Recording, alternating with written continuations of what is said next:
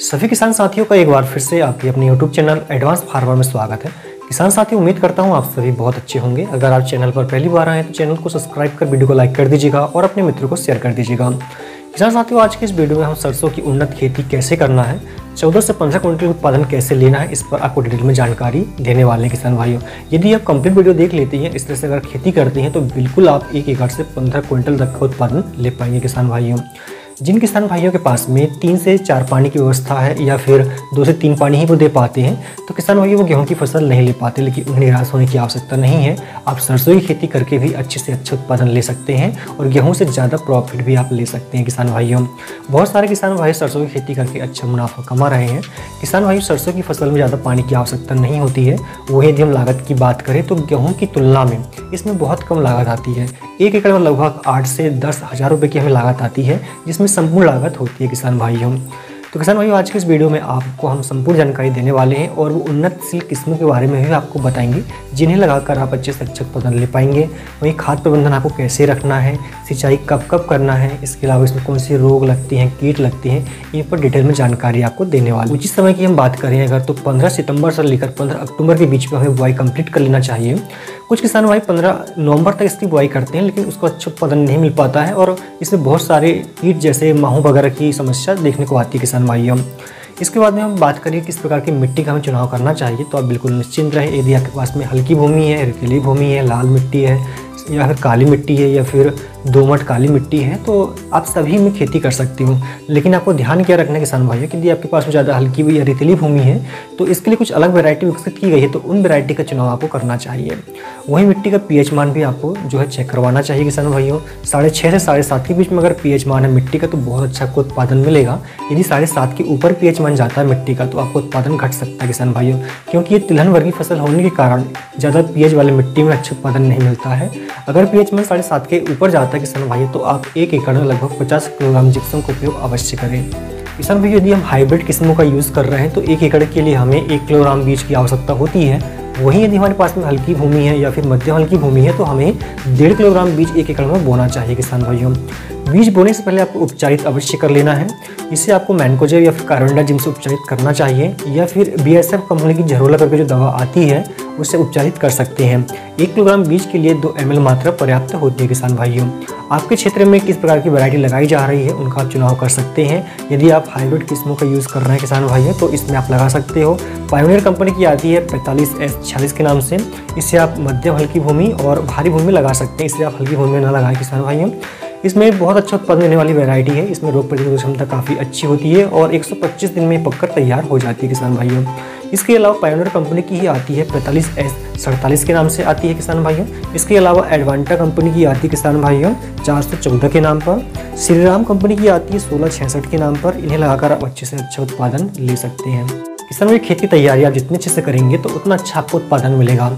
इसमें आपको ज़्यादा गहरी जुताई करवाने की आवश्यकता नहीं है। इसमें 2 से 3 बार आप कल्टीवेटर के माध्यम से ही खेती की अच्छे से तैयारी करवा सकते हो। किसान भाई, ध्यान आपको ये रखना है कि अगर फसल जो हम पहले ली हुई है उसको अवशेष अगर खेतों में पड़े हुए हैं या खरपतवार पड़े हुए हैं तो उन्हें बीनकर खेत से बाहर आपको फेंकना है, क्योंकि इससे फसल में पीलापन आने की समस्या सबसे ज़्यादा और रोगों की लगने की समस्या सबसे ज़्यादा देखी जाती है। इसके अलावा किसान भाई, जब आप कल्टीवेटर इसमें चलाएं तो ध्यान रखिए, जब इसमें 2 कल्टीवेटर या 3 कल्टीवेटर आप चला रहे हो तो इसमें 2 से 3 दिन का आप गैप रखें, फिर इसकी आप जुताई करवाएं। किसान भाई, हमारी पूरी तरह से सूख जाए तो इसमें आप रोटावेटर चलाकर मिट्टी को आप भुरभुरी कर लें और समतल कर लें। किसान भाइयों, अगर आपके पास गोबर खाद अवेलेबल है तो इसमें आप गोबर की सड़ी हुई खाद 3 से 4 ट्राली में जरूर डालें किसान भाइयों। और जिप्सम का उपयोग अगर आप करना चाहते हैं तो इसी समय आप डाल दीजिएगा और फिर रोटावेटर चलाएं आप, तो मिट्टी में बहुत सारी चीज़ें अच्छे से मिक्स हो जाएगी। इसके अलावा हम बात करें कि हमें किस तरीके से बुआई करना चाहिए, तो पहला आपको ये ध्यान रखना है कि जब मिट्टी पूरी तरह से आपकी सूखी हुई है तो आपको बुआई करना है। ज़्यादा गहराई पर बुआई नहीं करना है आपको किसान भाइयों, और छिड़काव विधि से ही बुआई नहीं करना है। छिड़काव विधि से अगर आप खेती करते हो या बुआई करते हो तो बहुत सारे बीज ऊपर रह जाते हैं और अंकुरण सही से नहीं हो पाता है। सिंचाई करने में भी बहुत दिक्कत जाती है। तो इसके लिए आप क्या करें, शेड्यूल के माध्यम से बुआई करवाएं। किसान भाइयों, आप कतार से कतार की दूरी 2 फीट की रखें। पौधे से पौधे की दूरी आप आधा से 1 फीट की रखें। किसान भाइयों, अगर ज़्यादा हल्की भूमि है तो आधा फीट रख सकते हो, भारी भूमि है तो आप 1 फीट के आसपास की दूरी रख सकते हो। सरसों की फसल में लगभग 3 सिंचाई की हमें आवश्यकता होती है। किसान भाइयों, पहली सिंचाई हमें बुआई के तुरंत बाद कर देना है। ध्यान रखना है कि मिट्टी में अगर नमी किसी प्रकार से नहीं है तो ही सिंचाई करना है। अगर बुआई के समय खेतों में नमी है अगर, तो अंकुरण के बाद में हम सिंचाई करना है। तो हम अगर सूखे खेत की बात करें तो बुआई के तुरंत बाद हमें सिंचाई कर देना है और अगली सिंचाई हमें फूल आने से पहले करना है किसान भाइयों। लगभग 30 से 35 दिन का वो समय होता है जब इसमें फूल आना शुरू हो जाते हैं किसान भाइयों, तो उस समय हमें दूसरी सिंचाई करना है। ध्यान रखना है कि इसमें किसी प्रकार के खरपतवार ना हो तब हमें सिंचाई करना है। अगर पौधे की संख्या खेतों में ज़्यादा है तो उन्हें निकाल कर आपको फेंक देना है। इसके अलावा तीसरी सिंचाई आपको करना है किसान भाइयों, जब इसमें फलियों में दाने आने लगे उस समय आपको अंतिम सिंचाई करना है। अगर आप 3 पानी इसमें दे देते हो तो बिल्कुल आप 1 एकड़ से 14 से 15 क्विंटल का उत्पादन बड़े आराम से ले सकते हैं। वही खरपतवार इसमें बहुत ज़्यादा तो नहीं होते हैं इस समय, अगर कुछ खरपतवार है भी अगर तो इसमें आप निराई गुड़ाई के माध्यम से इसे आप कंट्रोल करें, या आपके खेत में चौड़ी पत्ती के सागरी पत्ती खरपतवार ज़्यादा संख्या में आते हैं अगर, तो बुआई के तुरंत बाद में इसमें आप पेंडामेथिलीन जो कि स्टेप एक्स्ट्रा करके आती है उसे आप स्प्रे करवाएं किसान भाइयों। 1 एकड़ में 1 लीटर दवा की आवश्यकता होती है। सरसों की फसल में किसान भाइयों अच्छा उत्पादन लेने के लिए इसमें हमें लगभग 2 बार खाद देने की आवश्यकता होती है। जब बुआई हम कर रहे हो तो पहला खाद हमें देना होता है और दूसरा खाद फूल जब इसमें आ रहे हो तब उस समय देने की आवश्यकता होती है किसान भाइयों। बेसल डोज के रूप में जब हम बुआई कर रहे हो तो इसमें हमें देना है एसएसपी का उपयोग करना है किसान भाइयों, या तो एनपी का उपयोग करना है या तो डीएपी का उपयोग करना है। तीनों खाद को एक साथ उपयोग नहीं करना है। यदि हम डीएपी ले रहे हैं अगर तो इसमें 1 एकड़ के लिए आपको 1.5 बैग मतलब लगभग 75 किलोग्राम डीएपी का उपयोग करना है। साथ ही इसमें 25 किलोग्राम एमओपी जिसे हम पोटास कहते हैं वो आपको लेना है। यूरिया इसमें नहीं डालना है। 10 किलोग्राम इसमें दानेदार सागरी का लेना है। 5 किलोग्राम इसमें आपको सल्फर लेना है किसान भाइयों।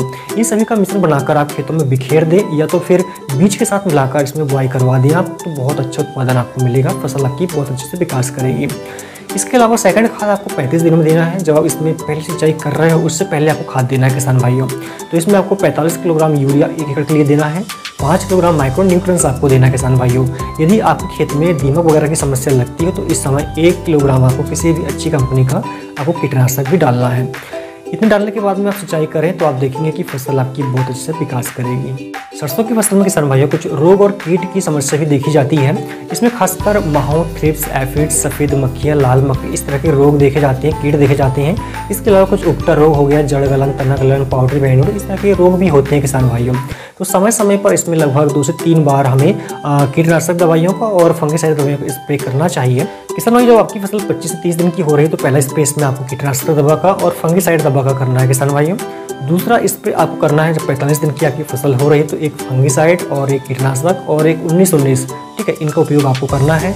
और अंतिम स्प्रे आपको अगर आवश्यकता हो तो 75 दिन के आसपास आप कर सकते हो, जिसमें कीटनाशक दवा और फंगिसाइड दवा आपको लेनी है किसान भाइयों। यदि आप इस तरीके से खेती करते हैं तो 1 एकड़ से आप 15 क्विंटल तक उत्पादन बड़े आराम से ले सकते हो किसान भाइयों। किसान भाइयों आप ये वीडियो कहाँ से देख रहे हैं कमेंट करके मुझे आप जरूर बताइएगा। उम्मीद करता हूँ जानकारी आपको पसंद आई होगी। वीडियो पसंद आए तो लाइक करके शेयर कर दीजिएगा। धन्यवाद।